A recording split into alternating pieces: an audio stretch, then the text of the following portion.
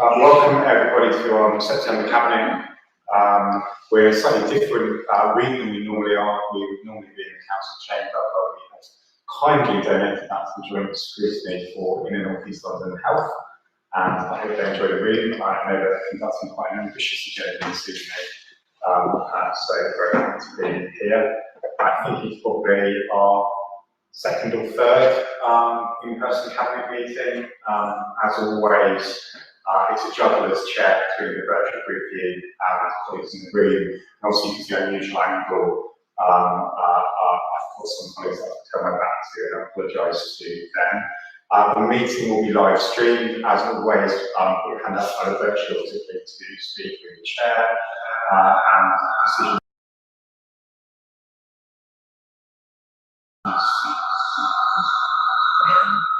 Will be uploaded after the meeting. Jessica, do you want to read out the protocol? Thank you. Please have a speak to the by the chair. All participating members are to keep their camera on during the proceedings unless they are having connection issues. If you wish to speak, please raise your hand and direct all communications via the chair. Please ensure officers remotely attending that your mics are muted when not speaking. If you're referring to a specific page number or picture in the report, please refer to the page number.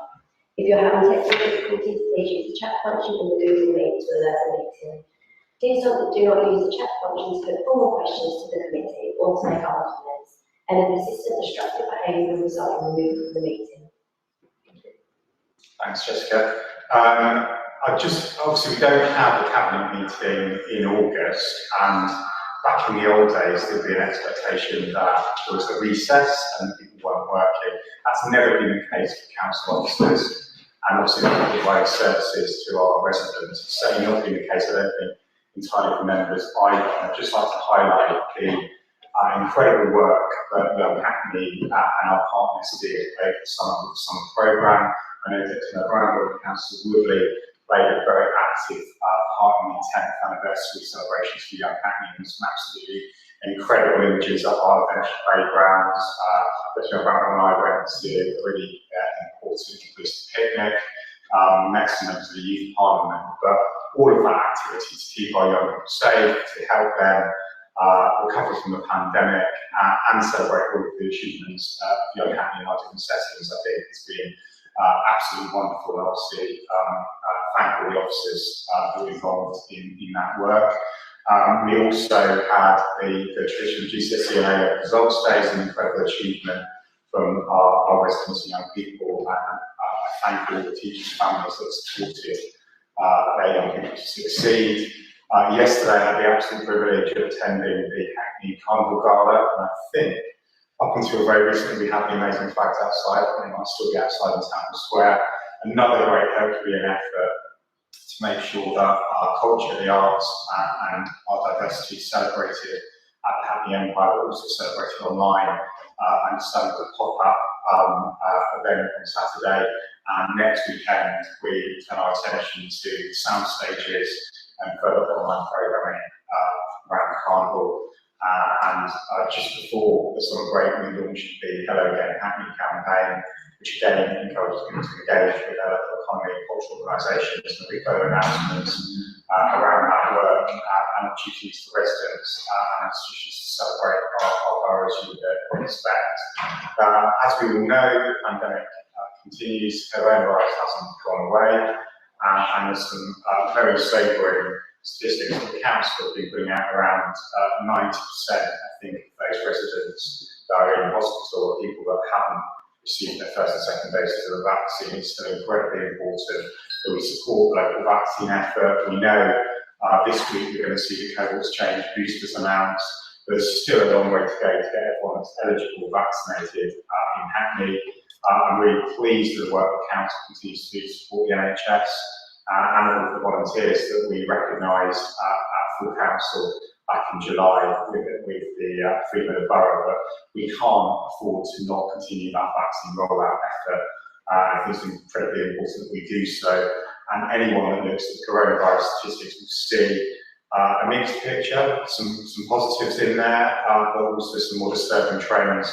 And we mustn't forget that across the country and in Hackney, there are more cases of the virus circulating in our communities than there were at this point last year, and all that protects us really is the vaccine programme and that awareness. Many of the social distancing mechanisms that we had in place last year obviously aren't there. I know as colleagues, we continue to wear masks and we continue to be cautious. All of that is very, very important indeed. And I draw the attention to people watching to the last set of data that we published with the Public Health Dashboard. But since we last met as a cabinet, we sadly went through the 500 residents lost to coronavirus statistic. It's very sobering, and we're now at 509 in Hackney, public order city of Hackney statistics. So we know those lives were lost in our local community because the virus is still circulating and people didn't get vaccinated. So it's really important that we continue to do that and we remain vigilant. And I know that that's something that's happening in our schools as well as they went back last week. I'll probably stop there in terms of my introduction, but just acknowledge the hard work of everyone across those agendas and many of the other things we'll be talking about this evening. We have apologies for absence from Deputy Mayor Nicholson, Councillor Kennedy, Councillor Williams, and on the officer leadership side, Helen Woodland and Ashman Ali. Do we have any other apologies? I think actually Councillor Emo as well gave her apologies earlier today, which I'll also note. Not seeing any other apologies. There are no urgent items of business that I've been made aware of. Declarations of interest. Are there any additional ones that people want to make as well? No. I received no notice of intention to conduct business in private or make any other representations to that end. We haven't got any deputations, questions or petitions by the monitoring officer. So I'll move on to item 6, which is to consider the unrestricted minutes held on the 19th of July, which both seems very recent and a long time ago. We're happy to read the minutes. Thank you. And we haven't had a CIPC, have we? So that was one during early October, so that will return as normal. Item 7 is the capital update. That was followed because it required a few further touches before the publication date. I think it was published last week in plenty of time and not to the original governance schedule. I suppose it's just worth noting the scale of our capital ambition and also what we've delivered since 2018, especially in this coronavirus year. We've talked a lot, obviously, about the Tanner Leisure Centre, and we've talked about our last 2 meetings, I think, about King's Hall and the investment we're making there. But there's also that wider piece around our leisure estate and our parks. And in this report, we see further investment into Clissold Park. We're continuing our investment in our schools estate, really crucially, and so that facade work, I think, is already on site from what I have seen. And the first stages of the work that's taken into the library are also being indicated here, which shows our commitment to that. We're obviously always talking about through Councillor Woodley, our tree planting programme. There's a financial commitment here to complete the promises that we made when we declared a climate emergency, and also building on the legacies of Councillor Clark and Councillor Burke. So this will deliver 2,500 street trees before the end of 2022. And also, I think it's worth noting officers were successful in Mayor of London's Urban Tree Challenge Fund. So it's not just our own resources that we're committing here, but that investment that we promised.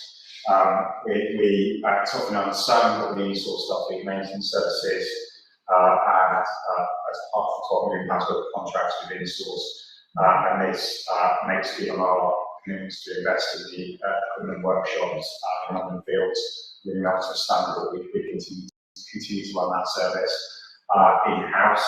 Often unsung, and Fleet and Property do an incredible amount of work to keep our frontline services going, and we're really proud to invest in them tonight. I don't know if anyone else wanted to add anything under that item, or any questions from members.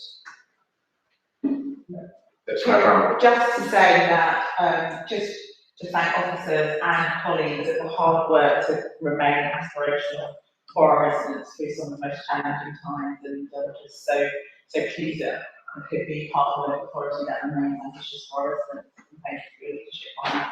Then. Thank you, Desmond Bramble, and I apologise, I didn't use the microphone. I hope that people can hear. I'll endeavour to do that in the future, but it does seem to cause a bit of an echo, so maybe Mario in the chat, you can let us know which you prefer. I'm going to turn it off, it does seem to be picking up there. Are we happy to read the capital update under that proviso? Thank you. Agreed. Councillor Chapman introducing the RFP and associated decisions. Thank you, Mayor. It's not going to work, so I'll turn this off. Is that all right? 1 second.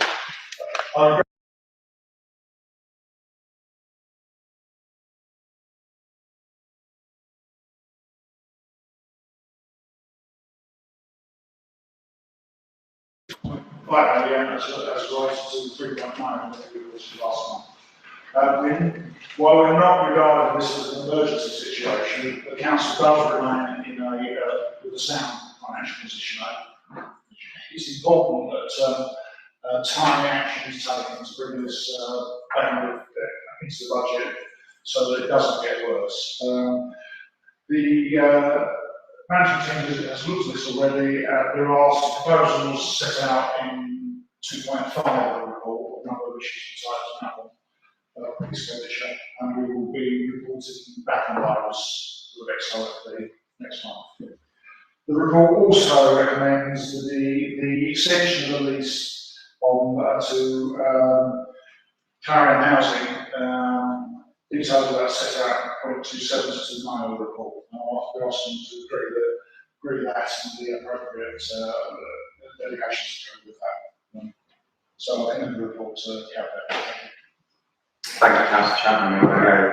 I know yourself and finance for the whole organisation has done a huge amount of work into the RFP. I did just want to highlight for the public record the item around Clarion Housing was it's a tidying up from the very first phase of King's Crescent regeneration. Obviously, King's Crescent now and future phases are being delivered by the council in-house, but the first phase with Circa 33 involved a partnership with what is now Clarion Housing. I know that residents are seeking to remortgage, sales of shared ownership and private sale there have faced considerable difficulties, and actually resolving that through this extension to their lease is actually really important for happy residents that live there. It's not impacted on tenants, but I know we've had casework on that issue, so it's really pleased that we're able to draw a line under that and extend those leases in the way that's suggested. I think I just echo everything else that Councillor Chapman has said about the work to deal with those ongoing overspends and financial position, and obviously the work that's going into preparing next year's budget, as well as the ongoing work to respond to COVID inside of Roatan. Did anyone else want to come in on the RFP? We're happy to agree the report. Thank you. So item 9 is incredibly important piece of work that's got an incredibly long hinterland in developing this early strategy work. I know Councillor Kennedy's not here, but obviously he held this portfolio previously, but Councillor Woodley, you've done a lot internally and externally to lead this piece of work and get it to the stage where we can look at it this evening, and I ask you to introduce the board, and I will turn to watch you rather than you address my back. So. Thank you, Chair. I really just want to say thank you to everyone who has contributed to the development of this report and the presentation of the new early years strategy. With special thanks to Donna Thomas and to all the officers working with us to bring this strategy to Cabinet tonight. For me, this work did begin in 2019 with site visits and surveys of our children's centres, which ran parallel to scrutiny, tasks and finish work focused on savings and on fees and charges. More recently, colleagues in Hackney Education took draft versions to the Health and Wellbeing Board and the Early Health Members Oversight Group. We subsequently held an all-member drop-in. and I brought a report to the majority Labour group. The feedback at each stage of this process has been invaluable in shaping the document that I hope to see adopted at Cabinet this evening. On presenting the report to members, I stressed the severity of the savings context in which we were developing the strategy, and said that we would bring a consultation that shared the proposals openly and widely. Over the past 2 years, we've listened to hundreds of residents, parents, carers, those who would like to become mothers and fathers in the future, as well as other professionals who work with families, and we want to ensure the strategy reflects what's most important to them. They told us the services we provide are invaluable to them, and they are positive about the support they receive from us. Parents with younger children said nurseries, stay and play activities, and music lessons are what they care about most. This is no surprise to us, I have to say, Chair. And parents with older children and young people said they really value being able to access a range of different opportunities that work for them. Our early years strategy protects those services into the future and chimes very closely with our amazing vertified resources that I champion whenever I get the chance. But we also know that there is currently a 23% vacancy rate in nurseries in our children's centres, which reflects a London-wide trend of falling reception class roles. This means some difficult decisions will need to be made. Our aim is that this will allow us to focus our resources to ensure they have the biggest impact for those who need them most. This includes developing early years hubs in the north and south of the borough for children with complex needs, to support them through the education, health and care plan process. A lot of my work in this period has also been with families, parents, carers with children with special educational needs, and I'm really welcome this development. We're also looking to develop plans to turn 6 children's centres into new children and family hubs that bring together services for younger and older children, as well as family-focused support under one roof. They will see a wider range of teams and services from right across the council, as well as other professionals, working together to provide friendly, cohesive and tailored support for families with children of ages 0 to 19 years. We'll be joining up early years and health visiting teams to provide holistic support and guidance for young children and their families. And there's an opportunity to go into detail over the next coming months about what we imagine what this will look like. I hope you will adopt the strategy this evening. Thank you, Councillor Woodley. I think it shows, as I indicated, a huge amount of work that's gone into taking to this point, and obviously at this point is agreeing the strategy consultation. So there's a further opportunity for all stakeholders and residents to engage with this work if we approve it, should the Cabinet. I think I commend obviously the report and that work and the very clear commitment to Annie's early years vision that we have in here. Does anyone else want to have any comments or questions? Just to quickly say, Chair, just want to commend the work that Council would lead even on alongside officers, and all of this work feeds into what we are trying to do and enjoy that every child has the best start in life. I can see lots of officers nodding, and thank Donna as well as Jackie this evening for coming along, and I know that the whole team are really behind further engagement and further work that's to come. So we're happy to agree the report. Agree. Thank you. And my understanding is the consultation starts this week, doesn't it? Imminent. Now we've agreed we can say that. So item 10 is a paper in my name and Councillor Marina's. The Housing Grants Consistent Policy for Private Sector Housing is an update of our existing policy. It outlines the range of assistance grants available to support older disabled residents live independent lives and make their homes accessible. It also has a clear nod and look to what is likely to be a huge area of future work around decarbonisation and providing home installation for privately owned and rented homes. This is one of the first borough-wide programmes in London of its kind, which I'm really pleased and proud of. And obviously builds on the existing work we do around service facilities grants, general repairs grants, and security grants. And it also plays a crucial role for resident leaseholders in our housing services managed estates as well. The policy includes an expansion of several facilities grant with a £10,000 top-up, as well as fast tracking for key things like stairs and level access showers and ceiling hoists, and improving turnaround times for what our residents need. It clarifies as well that warmth and security grants will help our most vulnerable residents in the coldest homes, covering the cost installation for F&G EPC rated private rented private homes. So it touches on a lot of our thematic work. I thank Kevin and his team. I can see him. He's joined virtually, but also the others across housing strategy and policy that have worked on the report. And I know I've worked on it closely with Councillor Naima, who also can't be here this evening. I just wondered if anyone else has any questions or comments on the report. Councillor Maxwell. It's not related to this. I just had an email from some of the citizens saying, can we use the mics and talk more slowly because the acoustics are really poor. Okay, that's very helpful. Well, So that's not related, but I just got a message through. I will attempt to do that. Maybe that will improve things, maybe it won't. But yes, are we happy to approve the report?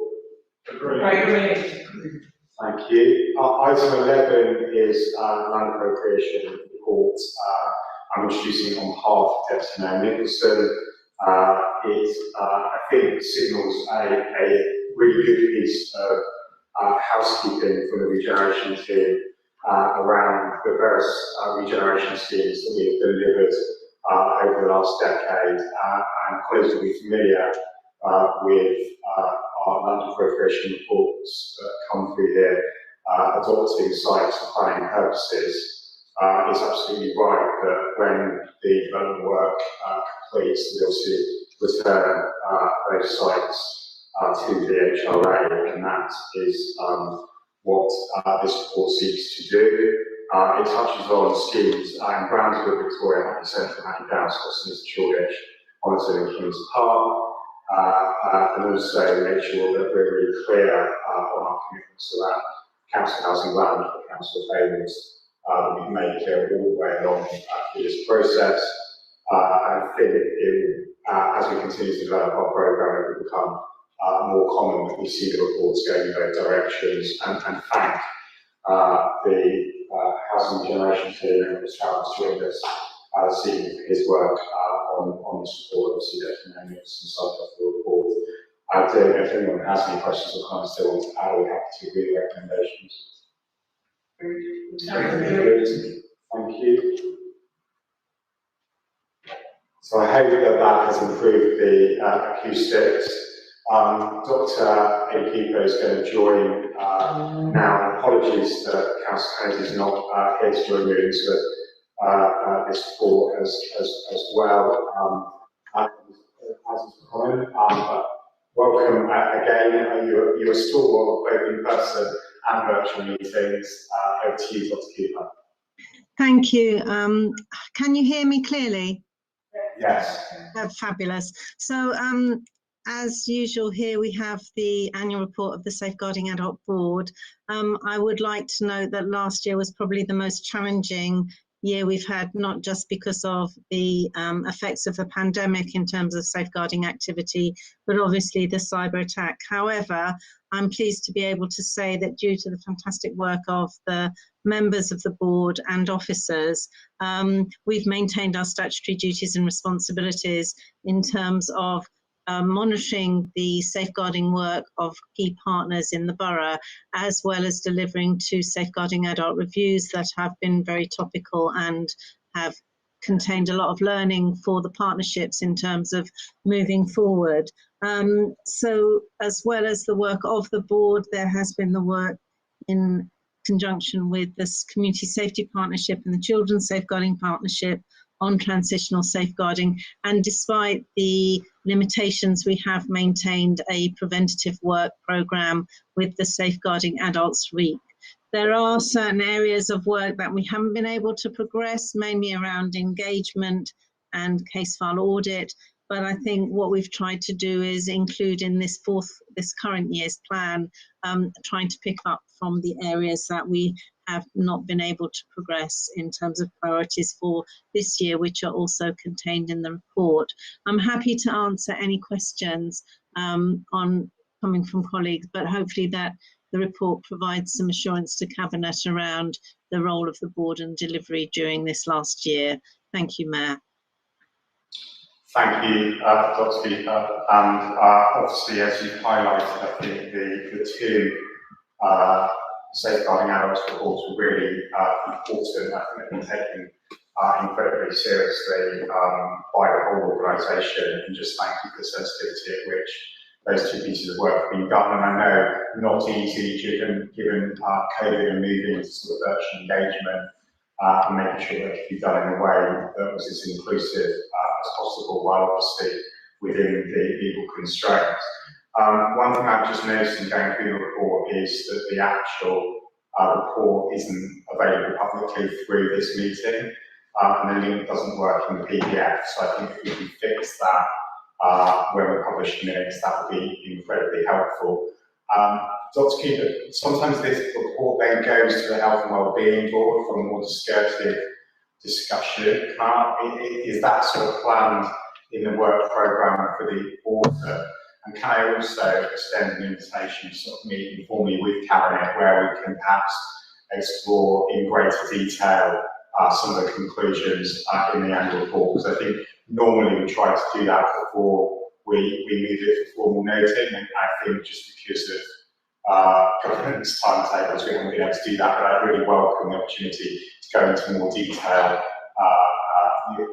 this report and some of the topics that you sort of discussed, and to land with us what you think we should be focused on alongside you in the year to come.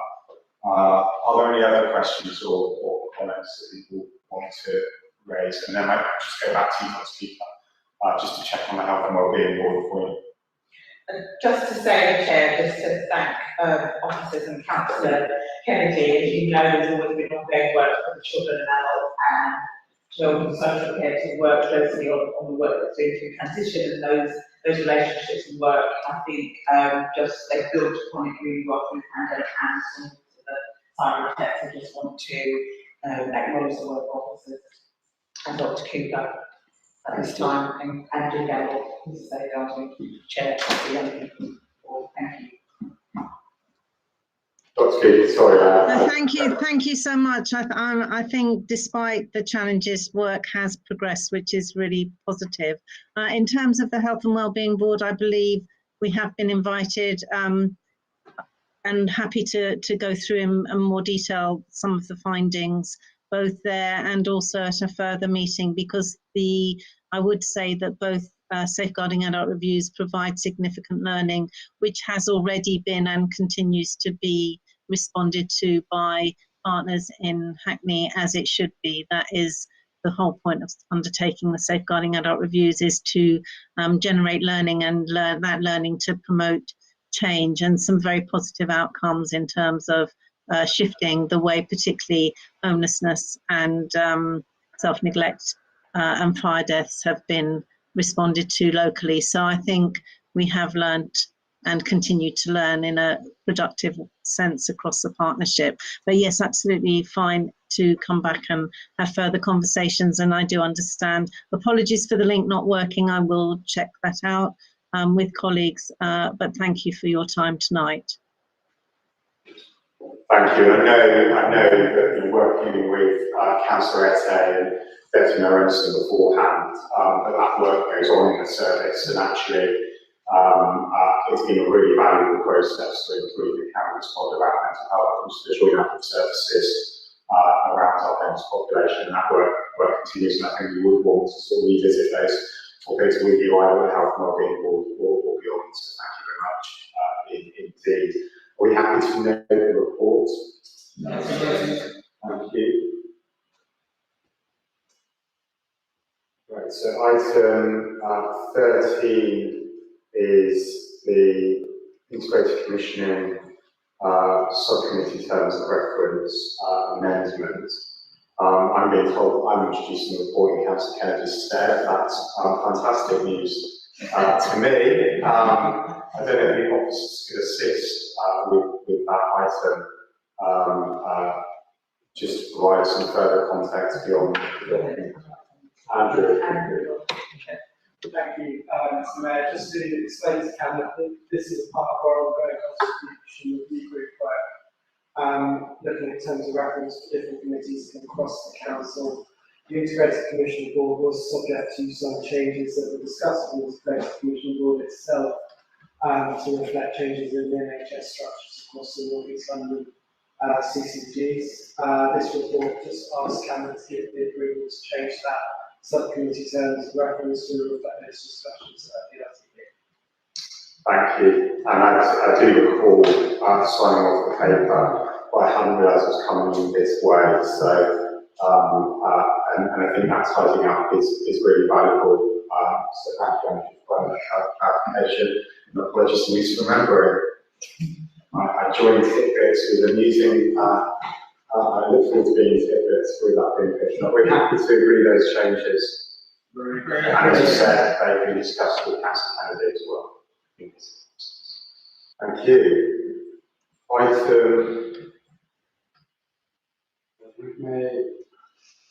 14 is the authority to dispose of land at Plot 3 at Woodley Down. Colleagues will note that we previously brought reports around the CPO process here around land appropriation. We've recently been conducting a bit of a governance review at Woodley Down and making sure that in this report, not only can we assure Cabinet around the land disposal, which is a final piece of governance around delivering phase 3 at Woodley Down, but also we've got a scheme of delegations that allow us to continue the regeneration through future phases.